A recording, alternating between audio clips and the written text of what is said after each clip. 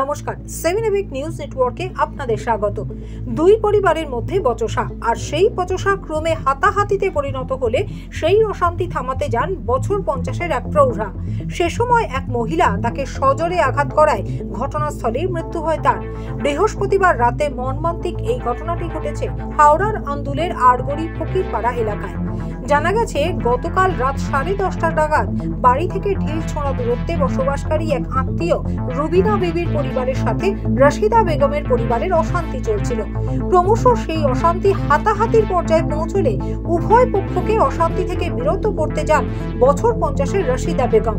সে সময় হঠাৎই বছর 24-এর রুবিনা বিবি তার বুকে সজোরে আঘাত করলে ঘটনাস্থলেই যন্ত্রণা ছটফট করে মৃত্যু হয় রশিদা বেগমের। দ্রুত তাকে হাসপাতালে নিয়ে যাওয়া হলে চিকিৎসকেরা তাকে মৃত বলে ঘোষণা করেন। খবর পেয়ে ঘটনাস্থলে পৌঁছায় সাঁকরাইল থানার পুলিশ।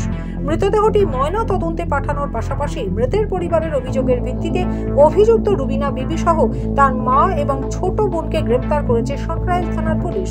শুনুন কি জানালেন মৃতার স্বামী নূর ইসলাম শেখ।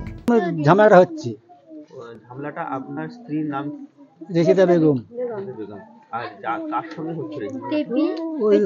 হচ্ছিল এই পাশে বাড়ি মেয়েদের সাথে। মেয়েদের মধ্যে আপনার কি হয়? উনি আমাদের বেন সুবিধে হয়, বেন। আচ্ছা, তো কি নিয়ে ঝামেলা শুরু হয়েছিল?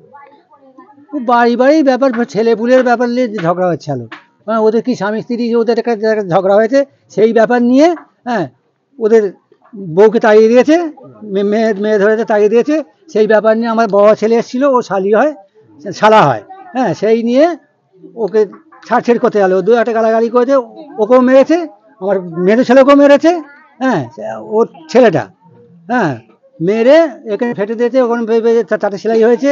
হ্যাঁ, তারপরে ফের আমার বউকেও মেরেছে। আচ্ছা, আপনার বউকে তাহলে কে মারে? রুবি। আচ্ছা, রুবি আপনার কে হয়? রুবি আমার বেনের মেয়ে হয়। আচ্ছা, একটা আত্মীয়র মতো? হ্যাঁ, আত্মীয়র মতো। হ্যাঁ, এসে হঠাৎ মেরে দিল নাকি? হ্যাঁ, ও ঘুমোচ্ছিল, ঘুম থেকে উঠে নাকি মেরেছে। আমি তো বাড়ির ভিতরে ছিল, আমি মানা করিনি যেতে। হ্যাঁ, ও যে জানে আমার ছেলে ধরে আনতে গেছে, সেই সময় আমি ডাক্তারি আসা যায় না, সেই সময় ভাগান করে মেরে দিয়েছে। সে তো হওয়া দরকার, একান্ত দরকার শাস্তি। সে তো পুলিশে লিখে নিয়ে গেছে, বা আমরাও বলেছি যে আমরা আইন চাই। হ্যাঁ, আমরা মারধর ঝগড়া মারপিট করবো না, আইন যা করবে। ঘটনাকে কেন্দ্র করে তীব্র চাঞ্চল্য ছড়ায় ফকিরপাড়া এলাকায়। স্থানীয়দের দাবি, অভিযুক্তদের সঙ্গে মৃতার পরিবারের মাঝেই গন্ডগোল লেগে থাকতো। অভিযুক্তদের কঠোর শাস্তির দাবি জানিয়েছেন এলাকার বাসিন্দারা। হাওড়া থেকে রাজু ঝায়ের রিপোর্ট, 7 এবিক নিউজ নেটওয়ার্ক। আরও বিভিন্ন খবরের আপডেট জানতে হলে অবশ্যই সাবস্ক্রাইব করুন 7 এবিক নিউজ নেটওয়ার্ক চ্যানেলটি, কারণ আপনাদের একটা সাবস্ক্রিপশন আমাদের কাছে অত্যন্ত মূল্যবান। জয় হিন্দ।